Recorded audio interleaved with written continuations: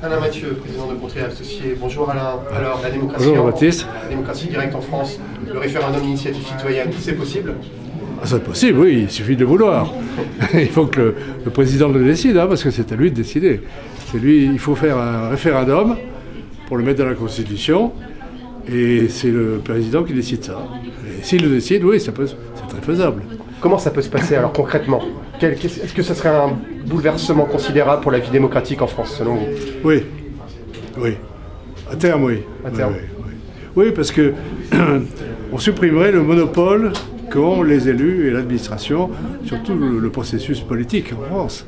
Si on supprime ce monopole, ça les fait réagir. Parce qu'ils disent « Ah bon, mais il y a quelqu'un qui va pouvoir, peut-être, si je fais une bêtise, la corriger. » Alors ça va changer beaucoup de choses, oui.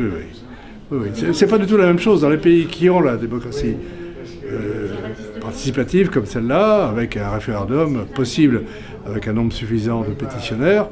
La vie politique n'est pas la même. Hein. Vous l'expliquez assez bien depuis longtemps, ça marche très bien dans certains pays qu'on connaît très bien. Par exemple, l'exemple parmi tous les exemples étant la Suisse. Oui, mais c'est pas le seul. Aux États-Unis, ça marche très bien aussi. Et il y a quand même 40 pays dans le monde, dont 9 en Europe, où ça marche. Un autre volet aussi qu'on évoque assez peu, on parle beaucoup du RIC au niveau national, mais la démocratie directe aussi est très vivante, il y a des bienfaits au niveau local. Vous pouvez nous en dire plus? Absolument, non, mais ça c'est fondamental. Il faut que, pour qu'elle marche, il faut qu'elle ait été expérimentée, enfin que les gens savent que sur le plan local, ça peut marcher. D'ailleurs, ça va plus loin que ça, parce que à partir du moment où vous avez de la démocratie, des référendums possibles sur le plan local, de la commune ou de la région ou du département, vous avez les responsables n'ont pas du tout la même réaction. Et en plus, la décentralisation est beaucoup plus forte. Parce qu'on sait que les citoyens peuvent intervenir et il y a des pouvoirs qui sont donc transférés aux collectivités locales dans ces pays-là.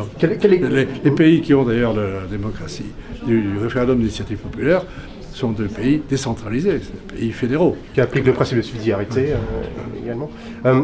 Comment ça pourrait se passer concrètement en France, dans une commune, un référendum? Ça serait par exemple sur un grand chantier, un projet de médiathèque Alors n'importe quoi. Il y a une délibération du conseil municipal, où il y a même un acte, une nomination, ça peut être n'importe quoi. Tout acte qui est de la compétence de la commune peut être contesté par un référendum. Certains prônent également un certain aspect de la démocratie directe qui irait jusqu'à la révocation des élus. Quel est votre sentiment là-dessus? Oui, je suis favorable, oui, bien sûr. Ça marche bien aux États-Unis et c'est dans la constitution de 6 cantons suisses, qui l'utilisent assez peu, il faut dire, mais en ce moment, par exemple, à Genève, il y a une procédure en cours qui n'a pas abouti, mais ça peut marcher, oui. Ce serait une révolution démocratique, pour le coup, en France. Oui, bien sûr. Il faut qu'il y ait un nombre suffisant, évidemment, de pétitionnaires. Il ne faut pas que ce soit 3 ou 4 personnes qui décident. Enfin, il faut que, de toute façon, il faut que ça aille à un référendum et que ce soit la majorité qui décide, bien sûr. Merci Alain Mathieu. Je vous en prie.